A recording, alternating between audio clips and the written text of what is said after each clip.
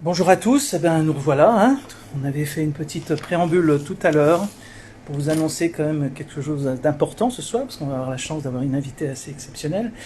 Toujours dans le cadre de ces becs-oses, des becs-oses, des becs qui causent, des becs qui osent parler, bicoses, pourquoi, comment, parce que, et voilà, toujours en rapport à cette crise Covid-19. Nous sommes là maintenant dans un lieu un peu mythique, même si les rideaux derrière sont fermés et qu'il pleut à Paris, ce 17 juin 2021. Il est 21h30 en métropole, 23h30 à La Réunion, sur Instagram, tiré du 8 19, et vous pouvez retrouver nos vidéos sur YouTube tant que c'est encore pas totalement censuré, Kolkov Med 974, et sur notre nouvelle chaîne Odyssée non censurable, Kolkov Med Réunion. Alors, bonjour Martine. Bonsoir, bonsoir la Réunion. Bonsoir, C'est un vrai plaisir de faire C'est vrai, c'est un vrai plaisir d'être en direct avec de se avec faire Philippe. un petit live. Alors, bon, c'est vrai qu'on peut avoir le sourire, on rigole, mais je crois qu'aujourd'hui, c'est dur de rigoler avec tout ce qui se passe. Alors, on te connaît comme membre éminent de cette Assemblée nationale. Tu me rappelais tout à l'heure que vous êtes 77. 577 et qu'il s'agit normalement d'un parlement représentatif du citoyen, de la nation. Et je ne suis pas sûr que tu représentes 1 sur 567 millième, enfin, ce pourcentage de la nation, tellement de personnes qui peuvent se sentir un peu seules ou pas, mais ne comprennent pas ce qui se passe. Ne comprennent pas ce qui se passe devant cet état dû à la Covid, notamment sur cette interdiction aux médecins de prescrire. Tu es médecin psychiatre, donc tu en connais un rayon. Sur cette totale déprime de l'ensemble de la population française, notamment en rapport avec les masques, mais aussi en rapport avec toutes ces lois liberticides, et quand on voit ces dernières volontés de certains sénateurs, en espérant que ça n'aille pas jusqu'au bout, disant mais il faut encore plus de ces lois liberticides pour arriver à la fin de cette pandémie. Je rappelle que la définition d'une pandémie a changé en 2009, juste avant le H1N1, et ça Jean-Denis Michel nous l'a rappelé. Alors ce qui nous intéresse de savoir, Martine, c'est il y a quelque chose qu'on ne comprend pas, c'est comment tu es aussi seul au niveau de l'Assemblée nationale à défendre quand même ce qui me paraît totalement légitime pour au moins des médecins. Mais je suis pas sûre d'avoir la réponse parce que je me pose la question en effet depuis maintenant plus d'un an. Dans les deux assemblées, Sénat et Parlement, nous sommes 48 soignants. Donc infirmiers, kinés, médecins. Et j'ai pris la tâche de ces collègues en pensant pouvoir avoir un peu de soutien, à la condition de leur expliquer. Peut-être que je me suis dit, ils n'ont pas forcément lu beaucoup de choses. Je ne les ai pas entendus sur cette question de l'interdiction d'exercer.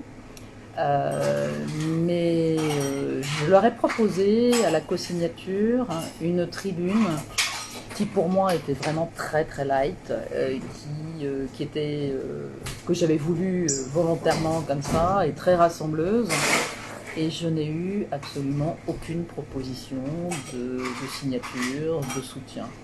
En fait, je me suis vite rendu compte que mes collègues n'avaient pas envie de comprendre, n'avaient pas envie de s'exprimer sur cette question,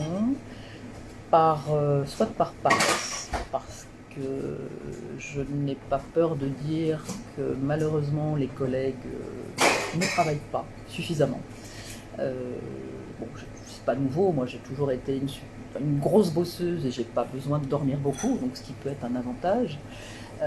Mais je me rends compte que quand les parlementaires arrivent dans l'hémicycle pour voter, ben, très souvent ils n'ont pas lu le texte qu'ils vont voter.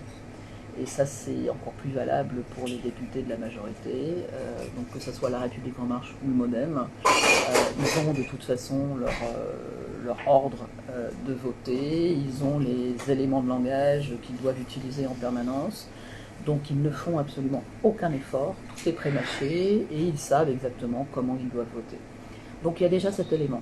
Un autre élément majeur, c'est malheureusement, et vous le savez, on est à 2 doigts de l'élection cantonale et régionale, et on est aussi, même si c'est encore que en 2022, dans l'esprit des parlementaires, ils ne pensent qu'à leur réinvestiture pour les prochaines présidentielles. Et du coup, c'est des jeux de dupes dans les partis politiques, c'est des petits arrangements entre amis, et c'est surtout une obéissance totale de leur part à un parti politique. Et ça, je pense que tant qu'on fonctionnera de cette façon-là, avec des partis qui ont cette puissance à la fois d'argent, parce que de ce fait-là, les partis peuvent aider à financer des campagnes électorales, etc., mais surtout des pouvoirs sur la pensée même des députés. Enfin, ils sont tenus, hein, c'est clair. Moi, j'ai cette liberté de parole, de vote, mais parce que je ne sais pas si je suis une rebelle, peut-être pas tant que ça, mais en tout cas, à mon âge, avec le parcours que j'ai, c'est pas maintenant qu'on va m'apprendre à penser et surtout qu'on va me dicter mes actes. Donc j'ai cette liberté-là et je pense surtout que, enfin, je suis une très très grande déçue de La République En Marche, parce que j'ai pas honte de dire que j'y ai cru en 2017. Comme beaucoup, hein, parce que si Macron a été élu, c'est que c'est quand même, bon, ok, il y avait beaucoup d'abstention, mais il y a aussi quand même beaucoup de gens qui ont voté Macron, pour faire peut-être barrage à Le Pen, mais en tous les cas, ont voté Macron. Donc moi, j'y ai cru, de cette espèce d'équilibre, droite-gauche, etc., et je me suis très très vite rendu compte qu'on n'allait pas du tout vers quelque chose d'équilibré, mais qu'on allait vers un monde ultralibéral qui mettait définitivement de côté toutes les problématiques sociales, et surtout l'accompagnement, quel qu'il soit, des plus vulnérables. Et là, dans cette crise, ou dans la gestion de cette crise Covid, ça n'a jamais été aussi vrai que dès 2017. Donc moi, je suis sortie de tout ça, puisque j'ai été exclue du groupe politique, j'ai démissionné de La République En Marche. Aujourd'hui, donc, je suis à l'Assemblée nationale, dans un groupe politique qui défend des idées quand même qui me parlent bien, c'est-à-dire les territoires et les libertés, puisque ce groupe s'appelle Liberté et Territoire. Après, dans la gestion de la crise Covid, il y a un avantage, c'est-à-dire qu'il me laisse agir et il ne m'empêche pas de parler, mais moi j'ai beau tenter de provoquer des réunions avec eux, pour l'instant, en tout cas ça fait depuis mars 2020 que la mayonnaise n'a pas prise et qu'ils n'ont pas, c'est un sujet qui leur fait peur. Certains d'entre eux dans ce groupe politique ont fait un Covid, certains font un Covid long, et de discuter de la possibilité de traitement et de se rendre compte que s'ils avaient été soignés, peut-être qu'ils ne seraient pas dans cet état-là aujourd'hui, de fatigue, d'épuisement, etc. En fait, ils n'ont pas envie de voir cette vérité, et je crois que c'est plus facile aussi pour eux de me considérer comme étant peut-être quelqu'un qui n'a pas tout son esprit, parce qu'on me l'a déjà dit, hein, en tant que psychiatre, on m'a dit, mais retourne à l'hôpital psy, mais de l'autre côté, quoi. Ben, je l'ai déjà entendu X fois. Voilà, comme patiente. Donc je l'ai déjà entendu X fois, c'est particulièrement irrespectueux, et donc du coup, aujourd'hui, moi je suis dans cette démarche claire de créer un mouvement politique apolitique. J'insiste, alors on en discutait tout à l'heure et j'expliquais à Philippe qu'en tant que parlementaire, je ne peux pas créer une simple association, parce que c'était mon objectif, surtout pour rassembler tous ces citoyens. Je me sens quand même très soutenue quand je vais sur les territoires. Autant à l'Assemblée, je suis toute seule, autant même là, là tout à l'heure encore, je me suis fait arrêter. Enfin voilà, on m'arrête dans la rue pour me remercier, pour me dire surtout ne lâchez rien.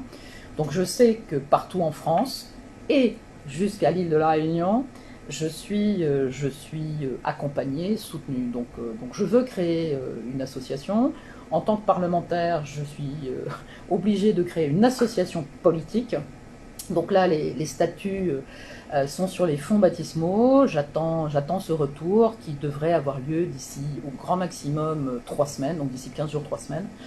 Voilà, lancer ce mouvement pour que les citoyens puissent se retrouver dans une action qui est simplement les libertés fondamentales. Retrouver les libertés fondamentales.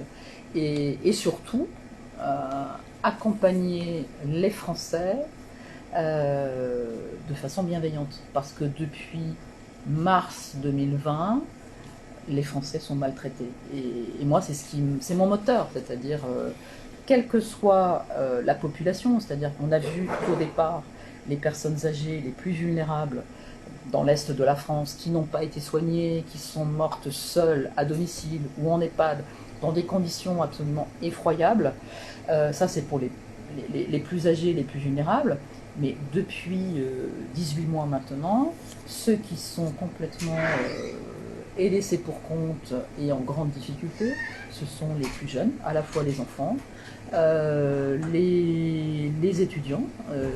À Paris, c'est absolument catastrophique, le nombre de décrocheurs, parce qu'à Paris, pour pouvoir survivre, il faut faire des petits jobs, il faut faire des petits boulots, il faut faire la plonge, ou il faut servir dans un resto, ou il faut faire du babysitting, etc. Et bien aujourd'hui, ça existait déjà avant malheureusement, mais l'explosion de la prostitution chez les étudiants, c'est absolument terrible. Pour ceux qui essayent de s'accrocher encore, et puis il y en a plein qui ont décroché, qui ont quitté Paris, enfin, tout ça c'est absolument terrible. Donc il faut avoir cette vision beaucoup plus positive, et le gouvernement bloque absolument tout. Depuis 15 jours, on a travaillé à l'Assemblée nationale des textes pour accompagner certaines mesures sociales. Moi j'ai défendu le RSA pour les 18-25 ans, de façon temporaire, parce que ces jeunes ont besoin de reprendre pied, et de nouveau, de pouvoir avoir un minimum d'argent juste pour manger, hein. Enfin, c'est aussi bête que ça, et ça a été complètement bafoué. Ce matin, on était sur les droits des personnes en situation de handicap. La ministre Sophie Cluzel a complètement bloquée. Elle a même fait quelque chose d'absolument inadmissible dans l'hémicycle, c'est qu'elle a utilisé une combine de l'exécutif, c'est-à-dire un vote bloqué, c'est-à-dire plutôt que de détailler amendement par amendement, on n'a voté qu'une seule fois sur la loi. Donc en fait, ça a mis en porte-à-faux tout le Parlement. Le Parlement est bafoué, totalement bafoué, depuis la mise en place de l'état d'urgence sanitaire. Donc c'est vraiment une situation qui est très très compliquée. Et pardon, vas-y. Tu es très bavard, donc c'est très intéressant, mais je suis censé poser quand même un petit peu de questions, même si je ne les ai pas préparées. Il faut que tu me débranches, hein, pardon. Non, je suis passionnée, il y a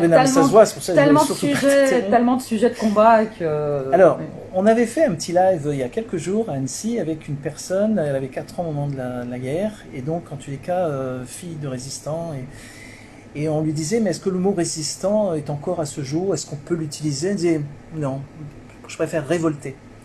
Aujourd'hui, il y a un mot qui me paraît un peu tabou, enfin en tous les cas qui a perdu totalement de son sens, c'est insoumis. Hein, on aurait pu s'attendre à ce que certains qui s'appellent des insoumis, qui sont de droite ou de gauche, on s'en fiche. Comment on pourrait remplacer ce mot? Parce qu'on ne peut pas laisser un groupe ou des groupes qui se revendiquent une insoumission totale à être totalement soumis. Alors comment tu te définirais toi, indépendant de ton association que tu veux créer, quel mot pourrait remplacer ce mot insoumis? Je sais pas. Il aurait fallu que je te pose la question avant. Ben non, mais parce que j'aime pas préparer les choses, je suis toujours très spontanée, mais c'est vrai que les insoumis, en tout cas, pas ceux qui sont à l'Assemblée nationale, mais ceux qui sont sur les territoires en France, considèrent que je suis devenue la seule insoumise de l'hémicycle. C'est-à-dire que clairement, je n'obéis à aucune doxa politique, et je défends avant tout, et je continuerai à le faire, l'intérêt des personnes. Donc ils me considèrent comme insoumise. Mes enfants me considèrent comme rebelle, mais ça date pas d'aujourd'hui. Je sais pas ça. Mais le mot résistant, moi, me parle quand même. J'ai été récemment dans un endroit que tu connais assez bien, puisque c'est au-dessus d'Annecy, au plateau des Glières, dans ce merveilleux endroit qui a connu des heures absolument incroyables, hein, et beaucoup de personnes ont perdu la vie à cet endroit-là.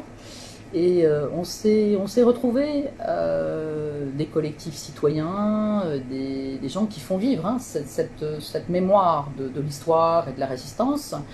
Et bien sûr, il n'est pas question pour moi de m'attribuer ces qualificatifs parce que j'ai juste le sentiment, aujourd'hui, au Palais Bourbon, là en face, de faire mon travail. Et mon mandat, voilà, des citoyens m'ont élu, hein, m'ont fait confiance, donc j'essaye de les représenter du mieux que je peux. Et le travail de base d'un parlementaire, c'est d'évaluer et de contrôler l'action du gouvernement. Donc c'est ce que j'essaye de faire au mieux dans mon quotidien. Donc c'est vrai que par moments je me dis mais c'est tellement dingue parce qu'on a affaire en face à un exécutif qui est malveillant, qui est véritablement animé par des soucis de rentabilité, d'économie libérale et surtout dans cette gestion de crise sanitaire. Il entraîne la France complètement dans le mur. On a un déficit abyssal de la sécurité sociale et du budget de l'État. Enfin, moi, je suis très inquiète pour l'avenir de l'hôpital public, l'avenir de la sécurité sociale, et on a quand même ce qui fait une valeur forte en France, c'est quand même cette valeur de fraternité, de solidarité, d'accès aux soins pour tous. Mais là, on voit que tout ça, c'est presque de l'histoire ancienne. Et moi, ça me fait hurler. Quoi. Même si on a l'impression quand même que cette histoire ancienne a été construite depuis bien des années. Bien sûr. Et que là, par contre, on a l'impression d'avoir une accélération des choses qui étaient prévues de par les territoires soins numériques, etc. Alors du coup, tu nous as dit que tu allais créer une association politique. Mais la mauvaise nouvelle pour nous, oui, alors c'est quoi exactement? Alors il m'a dit que je serais... Tu vas faire pleurer tous ceux qui t'attendaient, qui t'attendent. Oui, là, alors, pardon, j'avais pris mes billets d'avion pour venir en juillet. Voilà, c'était prévu qu'on fasse quelque chose les 10 et 11 juillet.